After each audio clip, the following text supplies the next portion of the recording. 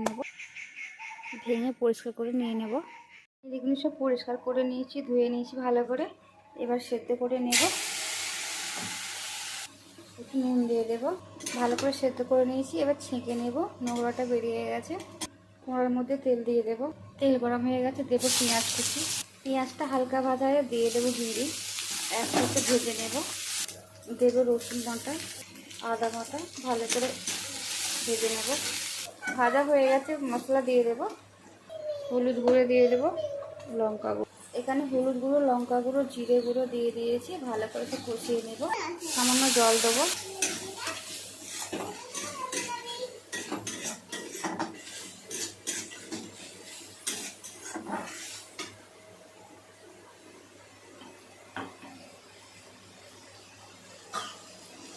সেদ্ধ করার সময় নুন দিয়েছিলাম, একটু নুন কষা হয়ে গেছে, সেদ্ধর জন্য জল দিয়ে দেবো।